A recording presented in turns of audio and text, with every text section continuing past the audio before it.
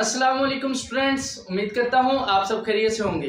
तो हमने disconnection approach का जो है चैप्टर स्टार्ट किया हुआ था। लास्ट टाइम हमने लेक्चर में देखा कि किसी भी टारगेट मॉलिक्यूल की रेट्रोसिंथेसिस करते वक्त आपको किन किन बेसिक रूल्स को या किन बातों का ख्याल रखना चाहिए।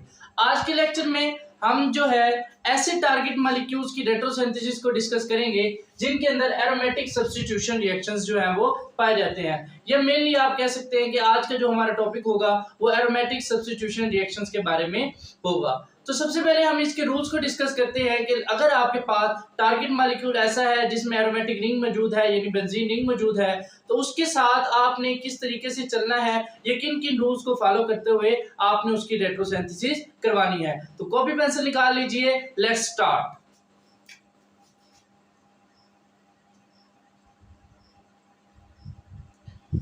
तो डियर स्टूडेंट्स, आप जानते हैं कि जो एरोमेटिक रिंग है या बेंजीन है, it is very stable compound with respect to its structure.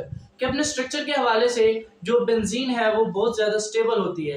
तो अगर आप ऐसे एरोमेटिक रिंग रखने वाले या बेंजीन रिंग की जब रेट्रोसिंथेसिस करते हैं तो आपको सेंथोन्स में या बनने वाले रिएजेंट्स में आपको एक प्रॉपर कार्बन स्केलेटन चाहिए होता है जिसका आप रिएक्ट करवा के वापस अपना टारगेट मॉलिक्यूल बना सकते हैं। तो इसलिए उसके अलावा जो बेंजीन के बॉन्ड्स हैं वो क्या होते हैं, पाई बॉन्ड, उसमें डीलोकलाइजेशन मौजूद होती है जिसकी वजह से हम जो है बेंजीन रिंग के जो बॉन्ड है उनको तोड़ना प्रेफर नहीं करते। हम हमेशा प्रेफर वो बॉन्ड तोड़ना पसंद करते हैं या डिस्कनेक्ट करना पसंद करते हैं जो बेंजीन रिंग और साइड चेन के साथ मौजूद हो। तो मैं लिखता हूं benzene is very stable with respect to its structure। क्या आप जानते हैं कि स्टेबिलिटी ऑफ बेंजीन के बारे में डिफरेंट उसके जो है फिनोमेना आ जाते हैं। तो बेंजीन का जो रिंग है वो अपने स्ट्रक्चर की वजह से, रेजोनेंस की वजह से बहुत ज्यादा जो है वो स्टेबल होता है। इसीलिए in the retrosynthesis of aromatic ring require a carbon skeleton। तो जब भी आपने एरोमेटिक रिंग जो है या कोई भी बेंजीन रिंग है उसकी आप रेट्रोसिंथेसिस करेंगे तो उससे जो सिंथोन्स बनेंगे या रिएजेंट बनेंगे उनसे जब वापस आपने रिएक्शन करवा के उसकी सिंथेसिस करनी है तो उसके लिए आपको रिंग बनाने के लिए एक प्रॉपर कार्बन स्केलेटन जो है वो चाहिए होगा।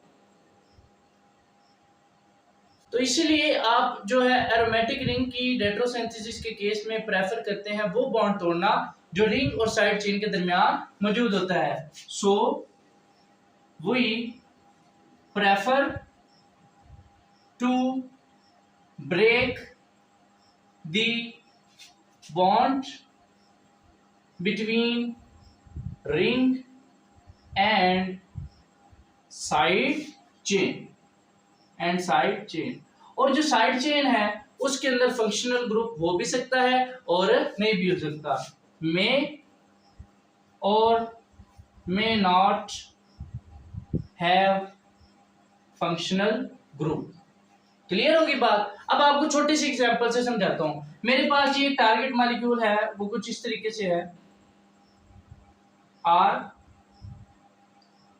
सी double bond O E T. ठीक है, तो जैसे कि मैंने आपको रूल में समझाया कि अगर मैं इस बेंजीन रिंग का कोई भी बॉन्ड जो है वो तोड़ूंगा, उसको डिस्कनेक्ट करता हूं, तो मेरे पास जब सिंथोन्स बनेंगे या कोई भी रिएजेंट्स में इस्तेमाल करूंगा इस कंपाउंड को बनाने के लिए, तो हमने सबसे पहले जो है इसके लिए एक प्रॉपर कार्बन स्केलेटन चाहिए होगा। फर्दरमोर एक तो ये पॉइंट है, दूसरी बात ये है कि ये जो स्टेबल कंपाउंड होता है पाई बॉन्ड की डीलोकलाइजेशन होती है, इसलिए इसको तोड़ना भी थोड़ा सा मुश्किल होता है। इसलिए ये अगर इस तरह की जो डिस्कनेक्शन है वो क्या है, लेस फेवरेबल। इसी तरीके से अगर मैं ये रिंग और ये साइड चेन जो है इसके दरमियान वाला बॉन्ड जो है ये मैं लेट्स सपोज ए कह लेता हूँ, इसे मैं क्या कह लेता हूँ, बी। तो ए जो है वो लेस फेवरेबल है और बी जो है वो मोर प्रेफरेबल है। या आप इसे कह सकते हैं कि जब आप ये वाला और ये वाला बॉन्ड डिस्कनेक्ट करते हैं तो आपके पास इजीली सिंथोन्स भी आ जाते हैं जिन्हें आप वापस रिएक्ट करवा के अपना कंपाउंड बना सकते हैं। उसके बाद डियर स्टूडेंट जो हमारे पास सेकंड रूल है कि आप जानते हैं कि हम जो है सब्स्टिट्यूशन रिएक्शंस की बात कर रहे हैं। तो जब भी आप मोनो सब्स्टिट्यूटेड बेंजीन है आपके पास और उस बेंजीन पे कोई ना कोई ग्रुप मौजूद है, तो जब आप दूसरा ग्रुप इंट्रोड्यूस करवाते हैं तो तब आपको जो पहला ग्रुप मौजूद है उसके डायरेक्टिंग इन्फ्लुएंस को भी जरूर गौर करना चाहिए। यानी लेट्स सपोज अगर CH3 ग्रुप मौजूद है पहली बेंजीन पे लाइक टॉल्यूइन जो है, तो अगर आप कोई और ग्रुप इंट्रोड्यूस करवाते हो सब्स्टिट्यूशन के थ्रू, तो वो जो टॉल्यूइन है वो आने वाले ग्रुप को किस पोजीशन के ऊपर डायरेक्ट करेगा, either eight ortho and para position, either eight जो है मेटा पोजीशन। या तो वो उसको आर्थो और पैरा पोजीशन पे जो है डायरेक्ट करेगा या उसको मेटा पोजीशन पे डायरेक्ट करेगा। तो एरोमेटिक सब्स्टिट्यूशन रिएक्शंस की रेट्रोसिंथेसिस के दौरान आपने ये बात खास तौर पे ध्यान में रखनी है कि जो आपके पास मोनो सब्स्टिट्यूटेड बेंजीन में जो ग्रुप मौजूद है उसका डायरेक्टिंग इन्फ्लुएंस क्या है। तो मैं रूल नंबर 2 लिखता हूं, always keep in mind the directing influence of the compounds या बेहतर जो है groups attached to benzene ring। तो बेंजीन रिंग के साथ जो ग्रुप्स अटैच्ड हैं आपने उनके डायरेक्टिंग इन्फ्लुएंस पे भी गौर करना है। अब डायरेक्टिंग इन्फ्लुएंस की बुनियाद पर हम जो ग्रुप्स हैं उनको 3 मेजर कैटेगरीज में जो है वो डिवाइड करते हैं। जो कैटेगरी 1 है,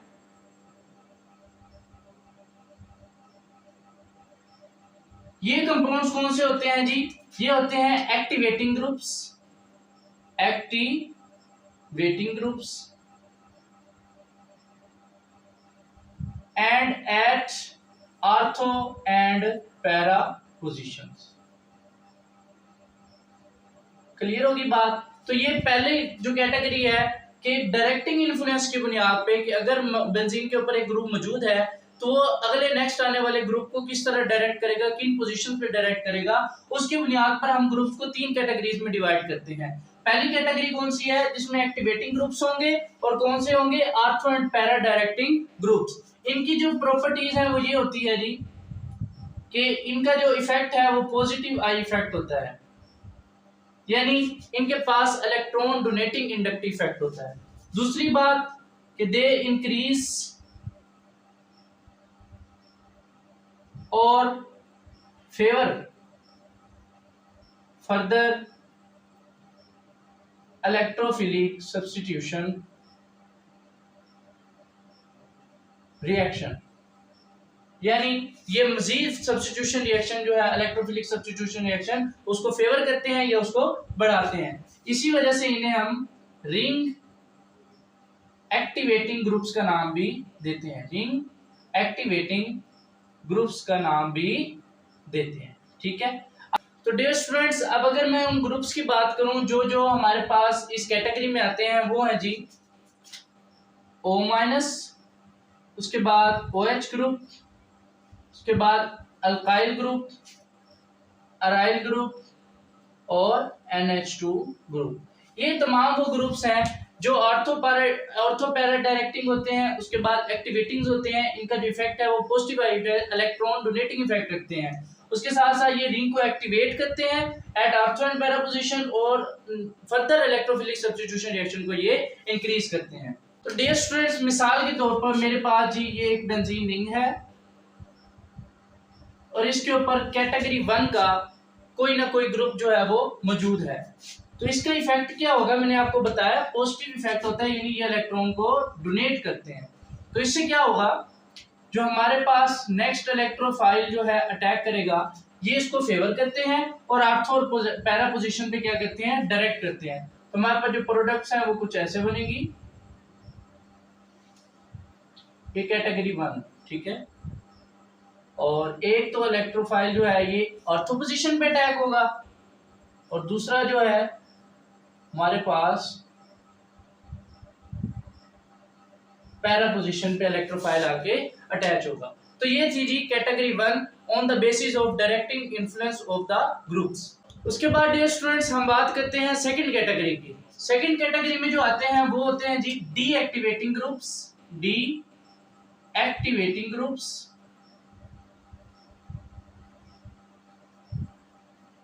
ठीक है, and they direct the incoming electrophile at meta position, कि ये आने वाले इलेक्ट्रोफाइल को मेटा पोजीशन के ऊपर डायरेक्ट करते हैं। अगर हम इनके इंडक्टिव इफेक्ट की बात करें तो वो होता है -i इलेक्ट्रॉन विथड्राइंग ग्रुप्स होते हैं। उसके साथ साथ ये क्या करते हैं, make the ring less reactive towards electrophile. तो ये ग्रुप्स जो है इलेक्ट्रोफाइल के लिए रिंग को जो है वो कम रिएक्टिव बना देते हैं। अगर मैं इन ग्रुप्स की एग्जांपल की बात करूं तो डियर स्टूडेंट उसमें NO2 ग्रुप आ जाता है, सियानो ग्रुप आ जाता है, SO3H, NR3+, CHO and C double bond OR। तो ये तमाम वो ग्रुप्स हैं जो बेंजीन रिंग को डीएक्टिवेट करते हैं और आने वाले फर्दर इलेक्ट्रोफाइल को मेटा पोजीशन के ऊपर डायरेक्ट करते हैं। तो मिसाल के तौर पे अगर मेरे पास एक ये जी बेंजीन रिंग है और उसके साथ कैटेगरी 2 का अगर कोई ग्रुप अटैच है तो वो क्या करेगा, ये इस रिंग से इलेक्ट्रॉन डेंसिटी को अपनी तरफ खींचेगा, जिसके नतीजे में हमारे पास जो दूसरा इलेक्ट्रोफाइल आएगा वो किस पोजीशन के ऊपर डायरेक्ट होगा, मेटा पोजीशन की तरफ। तो हमारे पास जो प्रोडक्ट बनेगी वो ये बनेगी। तो ये जी हमारे पास थी कैटेगरी 2। उसके बाद हम देखते हैं नेक्स्ट कैटेगरी नंबर 3। तो डियर स्टूडेंट्स कैटेगरी 3 में आ जाते हैं जी हमारे पास डीएक्टिवेटिंग ग्रुप्स, ठीक है, और ये होते हैं जी डायरेक्ट करते हैं, direct the incoming electrophile at ortho and para positions, ठीक है। ये आने वाले इलेक्ट्रोफाइल को ऑर्थो या पैरा पोजीशन पे डायरेक्ट करते हैं, लेकिन उसके बावजूद ये क्या होते हैं, डीएक्टिवेटिंग ग्रुप। तो इसकी जो एग्जांपल्स हैं ग्रुप्स की वो है जी हैलोजेंस। कौन कौन से जी, fluorine, chlorine, bromine and iodine. तो लेट्स सपोज मेरे पास अगर एक बेंजीन रिंग है मोनो सब्स्टिट्यूटेड और उसके ऊपर इस कैटेगरी 3 में से कोई ग्रुप जुड़ा हुआ है, तो वो आने वाले इलेक्ट्रोफाइल को कैटेगरी 3 की बजाय मैं डायरेक्टली लिख देता हूं हैलोजन अटैच है, तो वो आने वाले इलेक्ट्रोफाइल को आर्थो और पैरा पर डायरेक्ट तो करेगी, लेकिन वो है कौन से ग्रुप्स, डीएक्टिवेटिंग ग्रुप्स। तो हमारे पास जो दो प्रोडक्ट्स बनेगी, एक आर्थो पे इलेक्ट्रोफाइल आके अटैच होगा और जो दूसरी प्रोडक्ट बनेगी वो डियर स्टूडेंट्स हमारे पास बनेगी पैरा पोजीशन वाली। तो ये थी जी मोनो सब्स्टिट्यूटेड बेंजीन के ऊपर जो अटैच्ड ग्रुप है उसके डायरेक्टिंग इन्फ्लुएंस की बुनियाद पर हमने डिफरेंट ग्रुप्स को 3 कैटेगरीज में डिवाइड किया।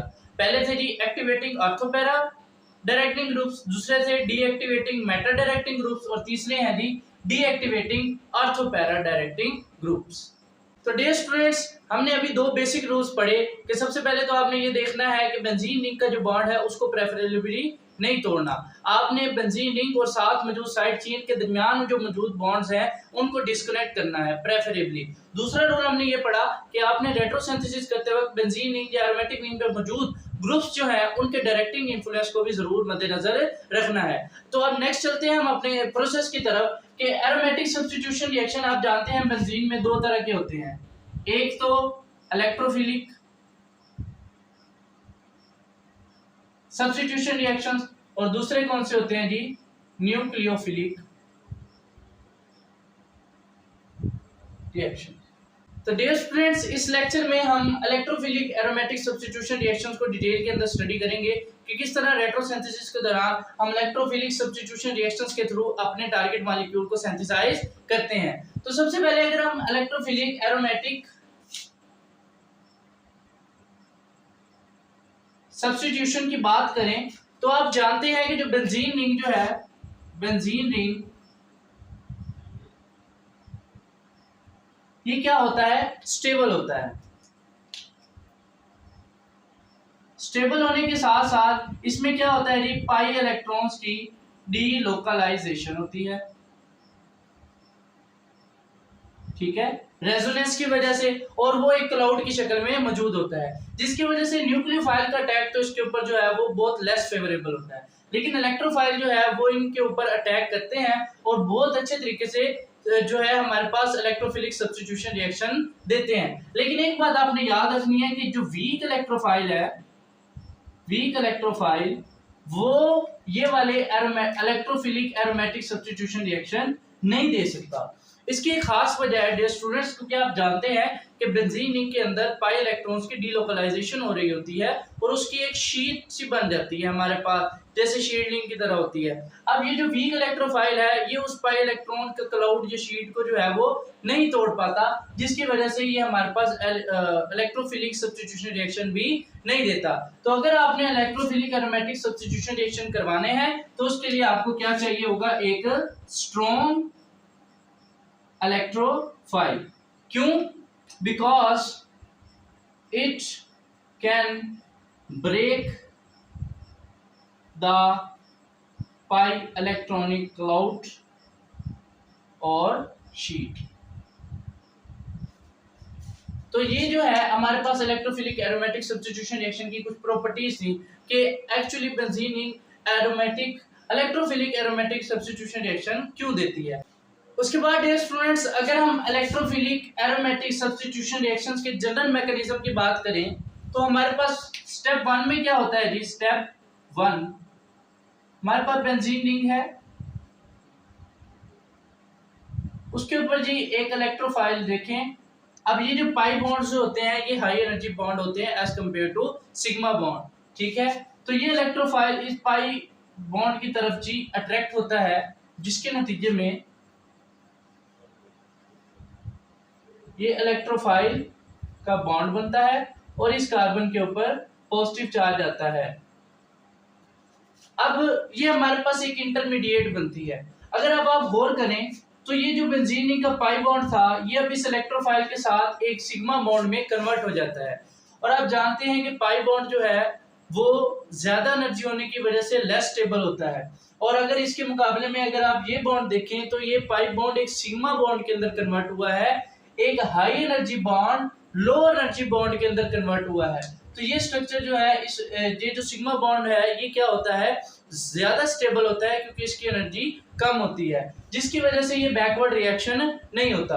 अब इस इंटरमीडिएट के बाद नेक्स्ट स्टेप में क्या होता है कि एक बेस आती है, यहां से इस बॉन्ड की हेटेरोलिटिक क्लीवेज होगी और एक प्रोटॉन रिलीज होगा जिसे एक बेस कैप्चर करेगी, और ये बॉन्ड जो है ये हमारे पास ऐसे शिफ्ट हो जाएगा। तो हमारे पास जो रिजल्ट आएगा स्टेप 2 का वो क्या होगा,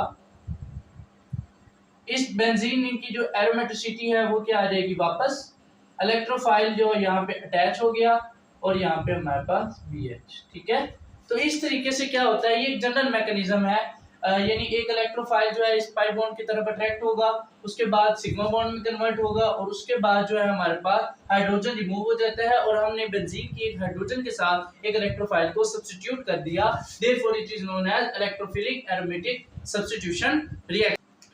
उसके बाद डियर स्टूडेंट्स हम ये देखते हैं कि जब हम किन्हीं टारगेट मॉलिक्यूल्स की रेट्रोसिंथेसिस करेंगे, स्पेशली जब उनके अंदर इलेक्ट्रोफिलिक एरोमेटिक सब्स्टिट्यूशन रिएक्शंस हुए हों, तो जब हम एक टारगेट मॉलिक्यूल को तोड़ते हैं, उसकी डिस्कनेक्शन करते हैं, तो उससे जो सिंथोन्स बनते हैं वो किस टाइप के होते हैं, उन सिंथोन्स के लिए हमारे पास रिएजेंट्स कौन कौन से होते हैं और वो किन रिएक्शंस के थ्रू आपस में रिएक्ट करके हमारे पास वापस वो टारगेट मॉलिक्यूल बनाते हैं। तो इधर यहाँ पे मैं आपको कुछ एग्जांपल्स बताता हूँ कि हमारे पास सिंथोन्स किस तरीके के हो सकते हैं, उनके इक्विवेलेंट रिएजेंट्स कैसे हो सकते हैं और वो आपस में कौन से रिएक्शंस करते हैं। मिसाल के तौर पर अगर आपके पास R+ एक सिंथोन बना है किसी टारगेट मॉलिक्यूल को तोड़ने के बाद, डिस्कनेक्ट करने के बाद, तो उसके लिए जो रिएजेंट है वो हमारे पास RCl प्लस AlCl3 ये हो सकता है, या फिर ROH प्लस H+।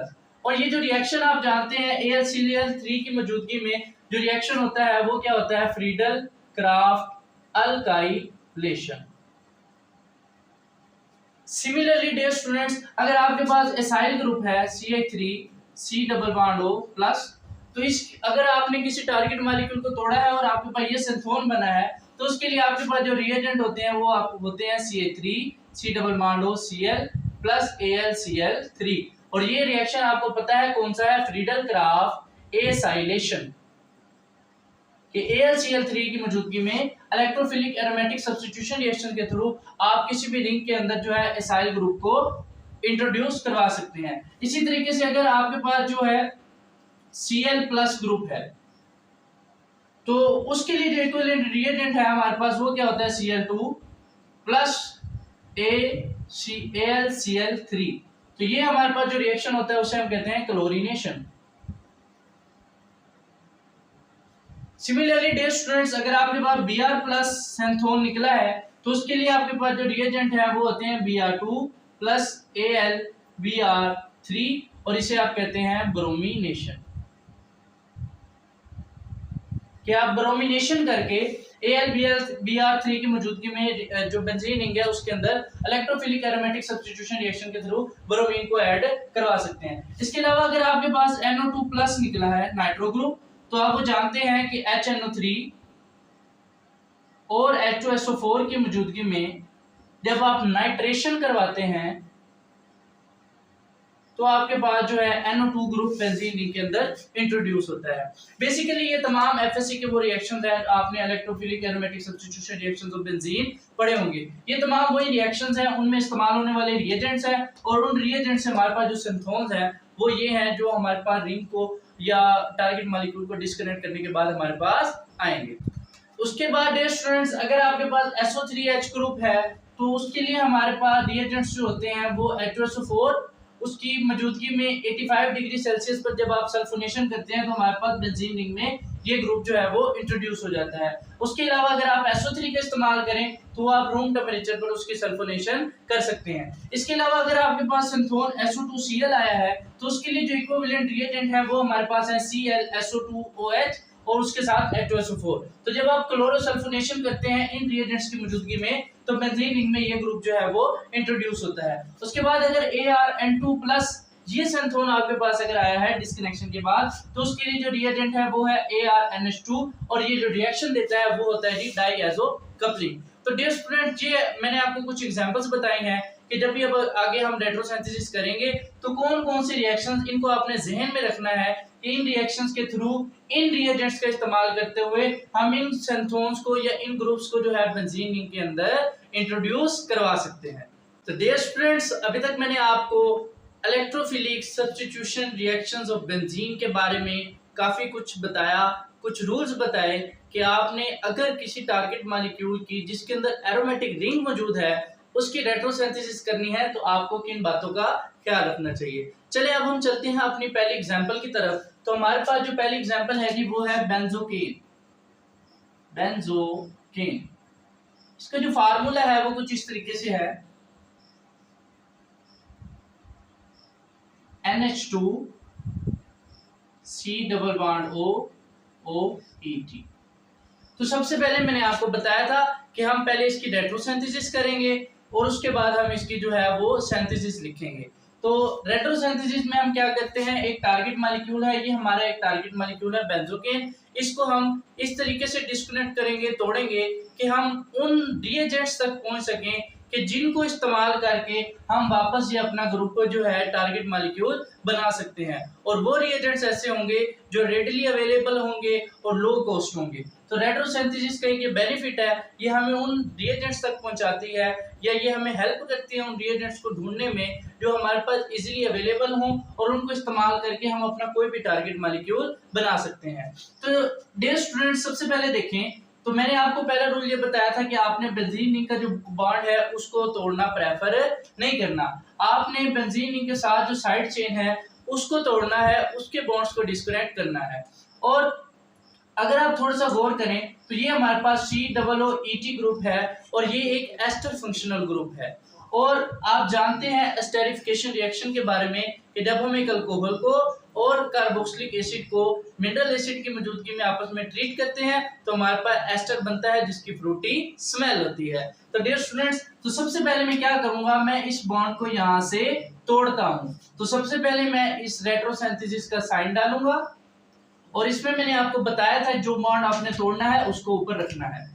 तो ये CO, ये बॉन्ड आपने ब्रेक किया तो आपके पास, अब एक बात और याद रखनी है, मैंने आपको प्रीवियस लेक्चर में बताया था कि हर बार सिंथोन्स को लिखना जो है वो इतना अच्छा प्रोसेस नहीं है, उससे आपकी रेट्रोसिंथेसिस लेंथी हो जाती है। हम क्या करते हैं, बनने वाले सिंथोन्स के डायरेक्ट इक्विवेलेंट रिएजेंट लिखते हैं। तो अगर मैं इस बॉन्ड को यहाँ से तोड़ूंगा, आप जानते हैं ऑक्सीजन की इलेक्ट्रोनेगेटिविटी ज्यादा होती है, कार्बन की इलेक्ट्रोनेगेटिविटी कम होती है, तो ये हाइड्रोलिटिकली क्लीवेज होगा और जो नेगेटिव चार्ज है वो किसके ऊपर आएगा, ऑक्सीजन के ऊपर, और पॉजिटिव चार्ज आएगा इसके ऊपर। तो हमारे पास जो सिंथोन्स बनेंगे वो NH2, उसके बाद C डबल बॉन्ड O, इसमें पॉजिटिव चार्ज आएगा, इसलिए इसके साथ मैंने जो ग्रुप जोड़ना है वो क्या है जी, OH। तो ये मेरे पास उसका इक्विवेलेंट रिएजेंट बन गया। तो दूसरा हमारे पास जो सिंथोन था वो आएगा EgO, O पे माइनस चार्ज होगा, इसलिए इसके साथ जो है मैं H+ जोड़ूंगा और हमारे पास एक अल्कोहल बन जाएगी। तो ये हमारे पास पहला जब हमने स्टेप किया रेट्रोसिंथेसिस का, हमने इस बॉन्ड को डिस्कनेक्ट किया, ऊपर लिखा CO बॉन्ड जो है ब्रेक करके हमने कार्बोक्सिलिक एसिड और अल्कोहल को बना लिया। अब आप नेक्स्ट गौर करें तो ये जो NH2 ग्रुप है, हमारे पास कोई भी ऐसा रिएजेंट नहीं है डियर स्टूडेंट कि जिसके थ्रू हम इस NH2 ग्रुप को इसके अंदर इंट्रोड्यूस करवा सकें बेंजीन रिंग में। तो हम एक्चुअली करते क्या है, ये हम 2 स्टेप मैकेनिज्म करते हैं। ये मैं आपको कुछ फंक्शनल ग्रुप इंटरकन्वर्जन है, ये जो हमारा एरोमेटिक सब्स्टिट्यूशन रिएक्शन है, इसके पार्ट 2 के एंड पे बताऊंगा, मोस्ट इंपोर्टेंट जो हमारे पास ग्रुप्स होते हैं। तो NH2 ग्रुप को हम डायरेक्टली बेंजीन रिंग के अंदर इंट्रोड्यूस नहीं करवा सकते। तो डियर स्टूडेंट्स, इसको बेंजीन रिंग में इंट्रोड्यूस करवाने के लिए हम पहले क्या करते हैं, उसकी नाइट्रेशन करते हैं। नाइट्रेशन आप जानते हैं HNO3 और H2SO4 की मौजूदगी में होती है। तो पहले NO2 ग्रुप आता है और NO2 ग्रुप की आप रिडक्शन करते हैं, जिसके नतीजे में वो NH2 के अंदर कन्वर्ट हो जाता है। तो एक नाइट्रो ग्रुप NH2 ग्रुप में कन्वर्ट हुआ। मैंने आपको पहले बताया था retrosynthesis is all about your imagination. आपने ज़हन के अंदर तस्वर करना है कि इसके दरमियान कौन सी तब्दीली हुई है, कौन सा फंक्शनल ग्रुप किसके अंदर कन्वर्ट हुआ है और किस रिएक्शन के थ्रू हुआ है। तो मैं यहाँ पे लिखता हूं इसकी जी फंक्शनल ग्रुप इंटरकन्वर्जन हुई, फंक्शनल ग्रुप इंटरकन्वर्जन, और हमारे पास जो नेक्स्ट हमारे पास जो कंपाउंड है वो कुछ ऐसे बनेगा NO2 और C double bond O OH।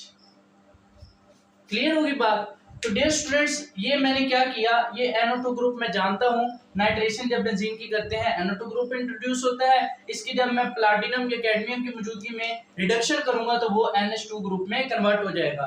तो एक नाइट्रो फंक्शनल ग्रुप एक अमाइनो फंक्शनल ग्रुप में कन्वर्ट हुआ, तो मैंने इसको यहाँ पे सिंपल फंक्शनल ग्रुप इंटरकन्वर्जन लिख दिया। उसके बाद ये जो COOH ग्रुप है, आप अगर थोड़ा सा याद करें तो अगर यहाँ पे CH3 ग्रुप हो और उसकी मैं KMnO4 के साथ ऑक्सीडेशन करूंगा तो मेरे पास ये ग्रुप जो है वो बनेगा। तो मैं इसको एक बार फिर फंक्शनल ग्रुप इंटरकन्वर्जन करूंगा, फंक्शनल ग्रुप इंटरकन्वर्जन, और मेरे पास जो कंपाउंड है वो ये बनेगा NO2 और CH3। ये जब हम सिंथेसिस लिखते हैं उसके अंदर हम इसको ऐसे फॉरवर्ड चलाते हैं कि रिएजेंट से स्टार्ट करके हमने टारगेट मॉलिक्यूल तक आना है और उसमें हमने सारी डिटेल्स ऑफ रिएक्शंस लिखनी होती है कि इसमें ये रिएक्शन हुआ, इसमें ये रिएक्शन हुआ। जो आपने रेट्रोसिंथेसिस करनी है उसमें आपने बस जस्ट हिंट देने होते हैं कि आपने यहाँ पर क्या किया है, लेकिन आपको उसकी सारी समझ जरूर होनी चाहिए। जैसे हमने यहाँ CO बॉन्ड ब्रेक किया लिखा, उसके बाद हमने NH2 ग्रुप को NO2 में कन्वर्ट किया, फंक्शनल ग्रुप इंटरकन्वर्जन, इसी तरीके से इस ग्रुप को इसमें कन्वर्ट किया, फंक्शनल ग्रुप इंटरकन्वर्जन। तो हमें पता है जब मैं इसकी ऑक्सीडेशन करूंगा तो ये इसमें कन्वर्ट होगा, इसकी रिडक्शन करूंगा तो वो इसमें कन्वर्ट होगा। तो डियर स्टूडेंट्स, नेक्स्ट बात करते हैं, एक NO2 ग्रुप है और एक CH3 ग्रुप है। ये अल्काइलेशन से आता है, ये नाइट्रेशन से आता है। अब जो मैंने दूसरी बात आपको बताई थी, डायरेक्टिंग इन्फ्लुएंस को आपने लाजमी देखना है। तो अगर मैं इस CH3 ग्रुप की बात करूं, ये एक अल्काइल ग्रुप है और मैंने आपको बताया था ये ऑर्थो पैरा एक्टिवेटिंग ग्रुप है। इसकी बनिस्बत अगर मैं NO2 ग्रुप की बात करूं तो ये जो है डीएक्टिवेटिंग और मेटा डायरेक्टिंग ग्रुप है। तो अगर आप थोड़ा सा इमेजिन करें कि अगर पहले नाइट्रोबेंजीन बनी हुई है, उसकी जब आप अल्काइलेशन करवाएंगे तो CH3 कभी भी पैरा पोजीशन पे नहीं आ सकता, क्योंकि NO2 ग्रुप क्या है, मेटा डायरेक्टिंग। इसी तरीके से अगर आप थोड़ा सा रिवर्स प्रोसेस इमेजिन करें कि अगर आपके पास ये टोल्यूइन है, इसको भूल जाएं, अगर आपके पास टोल्यूइन है और इसकी आप नाइट्रेशन करेंगे, आप जानते हैं टोल्यूइन में जो CH3 ग्रुप है वो क्या है, आर्थो एंड पैरा डायरेक्टिंग। तो जो NO2 ग्रुप है वो पैरा ग्रुप पोजीशन पे भी आएगा और आर्थो पोजीशन पे भी आएगा। तो इसके लिए मैंने क्या करना है, मैंने NO2 ग्रुप को इलादा करना है और CH3 ग्रुप की मैंने नाइट्रेशन करवा के इस स्टेप के अंदर आना है। तो मैं क्या करूंगा, मैं यहां से इस बॉन्ड को ऐसे क्लीव करूंगा और मैंने क्या किया, ये कार्बन और नाइट्रोजन वाला बॉन्ड तोड़ा और मेरे पास जो आखिरी या फाइनल रिएजेंट है वो क्या आया, टोल्यूइन। ये तो ये मैंने क्या किया, एक टारगेट मॉलिक्यूल बेंजोकेन था, उसकी मैंने रेट्रोसिंथेसिस की। किस तरीके से की, कितने फंक्शंस ग्रुप्स को कन्वर्ट करने के बाद हमारे पास ये टोल्यूइन बना। अब हम इसकी नेक्स्ट सिंथेसिस लिखते हैं कि किस तरह हम टोल्यूइन को चलाकर और आप अपनी जो है फाइनल प्रोडक्ट बना सकते हैं। तो डियर स्टूडेंट्स, अब हम बात करते हैं बेंजोकेन की सिंथेसिस की। तो इसके लिए जो हमारे पास रिएजेंट है, जो रेडली अवेलेबल भी है, वो क्या है जी, टोलीन। ठीक है, CH3। तो सबसे पहले मैं क्या करूंगा, HNO3 और H2SO4 की मौजूदगी में इसकी क्या करूंगा, नाइट्रेशन। नाइट्रेशन करने से क्या होगा, क्योंकि ये जो मिथाइल ग्रुप है, मैंने आपको बताया ये आर्थो और पैरा डायरेक्टिंग ग्रुप है और एक्टिवेटिंग ग्रुप है।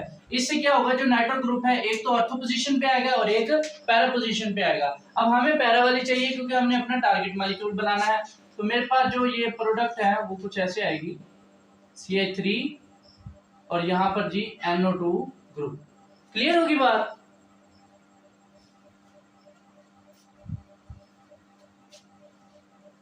उसके बाद डियर स्टूडेंट्स, CH3 ग्रुप है, जब मैं इसकी KMnO4 की मौजूदगी में ऑक्सीडेशन करता हूं तो ये कार्बोक्सिलिक ग्रुप के अंदर कन्वर्ट हो जाता है। तो मैं लिखता हूं KMnO4, उसकी ऑक्सीडेशन करूंगा तो मेरे पास जो प्रोडक्ट आएगी वो आएगी C double bond O OH और NO2। इसके बाद डियर स्टूडेंट्स, इस NO2 ग्रुप की मैं क्या करता हूं, रिडक्शन करता हूं, रिडक्शन H2 एंड प्लैटिनम और कैडमियम की मौजूदगी में। तो क्या होगा, हमारे पास ये जो NO2 ग्रुप है ये NH2 ग्रुप के अंदर जो है वो कन्वर्ट हो जाएगा। ये हमारे पास NH2 ग्रुप आ गया और C double bond O OH। उसके बाद हमने अपना फाइनल रिएक्शन करना है कि हमारे पास कार्बोक्सिलिक एसिड है, इसका ट्रीटमेंट मैं जो है इथाइल अल्कोहल के साथ करवाऊंगा in the presence of mineral acid like H2SO4। तो मेरे पास क्या है जी, यहाँ से वाटर मॉलिक्यूल रिमूव होगा और हमारे पास एक एस्टर बनेगा जो हमारी फाइनल प्रोडक्ट या टारगेट मॉलिक्यूल है, NH2 C double bond O OET and this is called benzocaine।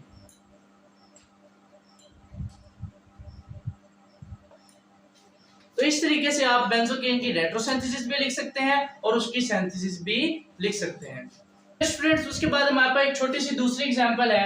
Let's suppose हमारे पास एक कंपाउंड है जी 1,4 सब्स्टिट्यूटेड फिनाइल एथेनोन। ये एथेनोन है हमारे पास, क्योंकि इसमें फंक्शनल ग्रुप है इसलिए हमने इसको जो है वो मेन चेन का नाम दिया है। उसके साथ फिनाइल ग्रुप में 4th पोजीशन पे क्या हुई है, सब्स्टिट्यूशन। अगर मैं इस कंपाउंड की लेट्स सपोज ये मेरे पास एक टारगेट मॉलिक्यूल है और इसकी मैं रेट्रोसिंथेसिस लिखना चाहूं तो वो कैसे होगी। तो वही रूल्स जो मैंने आपको पहले बताया कि आपने बेंजीन रिंग के जो बॉन्ड है उसको प्रेफरेबली नहीं तोड़ना, बेंजीन रिंग और साइड चेन का जो बॉन्ड है उसको आपने प्रेफरेबली तोड़ना है। तो अगर मैं इस बॉन्ड को यहां से क्लीव करूं, ये रेट्रोसिंथेसिस का साइन, और आपने कौन सा बॉन्ड तोड़ा है, कार्बन कार्बन।